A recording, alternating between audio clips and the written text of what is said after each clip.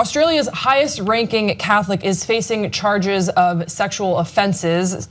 Cardinal George Pell, Australia's highest-ranking Catholic official, was charged on summons over multiple charges and is due to face Melbourne Magistrates Court on July 18th.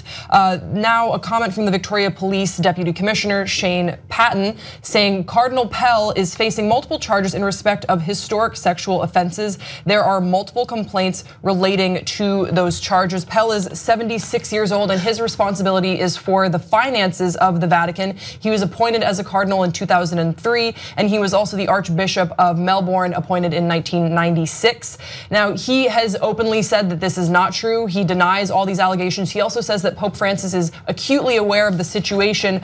Pell spoke and he said, "So I'm very grateful to the Holy Father for giving me this leave to return to Australia. I've spoken to my lawyers about when this will be necessary. All along, I've been completely consistent and clear in my total rejection of these allegations.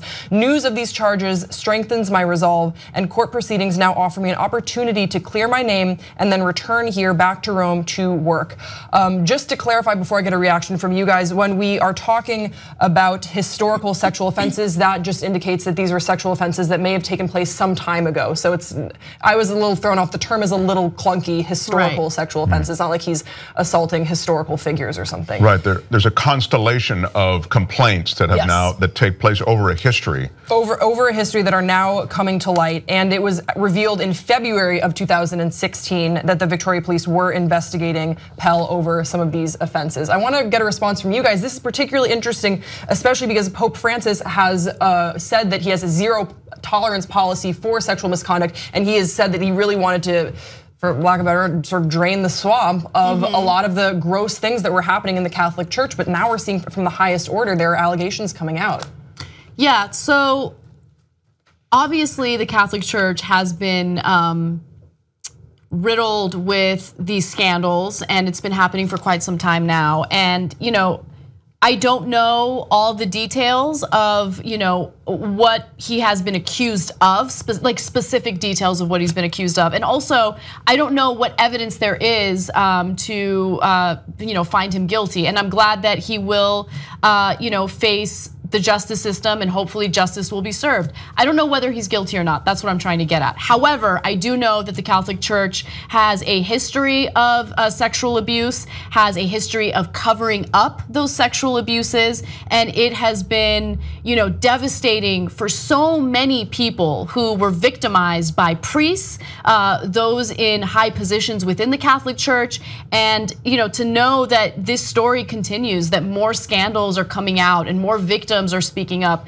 is really devastating. But I do hope that there will be justice. I hope that they will, look at all the evidence and determine whether or not he is guilty of these accusations. Well, there'll be a small J on justice, because when a guy's 76 years old and he's been put in a position of authority over so many children who put their faith in this man and who are told to put their faith in this man and are told that that man is closer to God than we are, and who's abused all that faith, then justice really can't be done, because that abuse is so toxic. It lives with those kids forever, for their lives.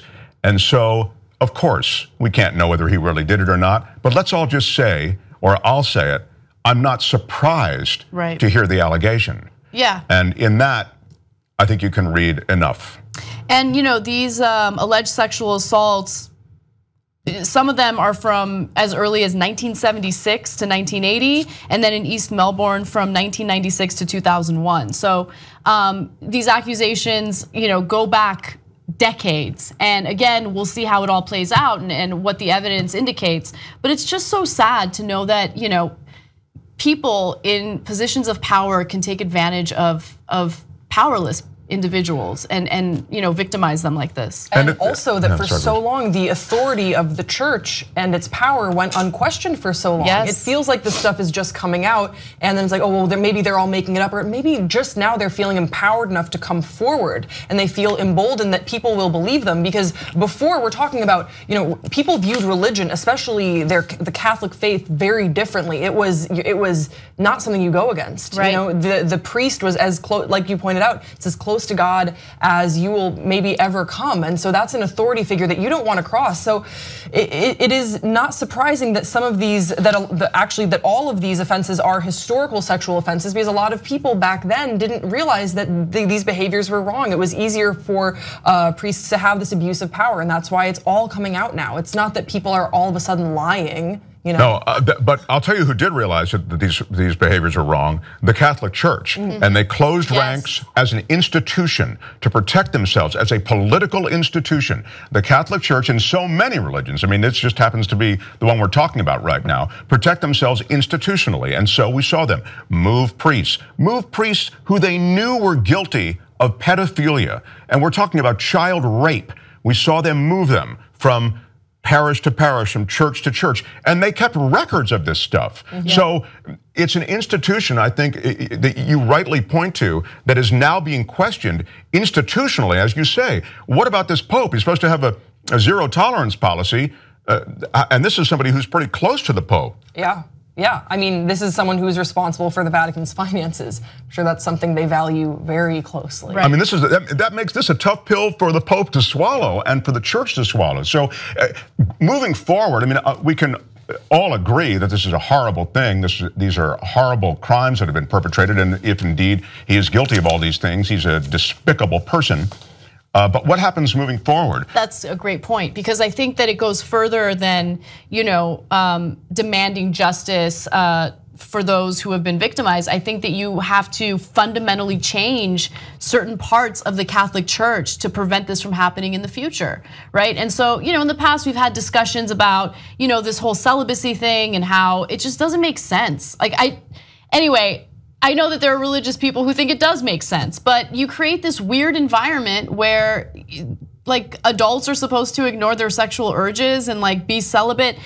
And then also there should be consequences for people that were essentially hiding these things, covering things up. Why don't we ever talk about them, being brought to justice? Sure, if you had somebody in your family and you knew that they were raping a child, and the cops came to you, or the neighborhood came to you and said, "Hey, we've gotten complaints that your brother is involved with," and you said, "We're just going to handle this as a family. We'll take care of it, and we promise. You won't hear anything more. And we're going to move him to a different state. You need to work."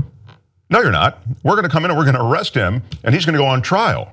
But for years, decades, it's been handled the other way. We as a family, the Catholic Church, are just going to handle it internally. As Anna says, moving forward, there's going to have to be an institutional change in the way these things are handled. You don't like ads? Well, I hear you, brother. Did you know that you can become a Young Turks member, get the full 2-hour show every day on demand, plus so many other network shows, all ad-free for just $10 a month? Give it a shot right now, TYTnetwork.com/join.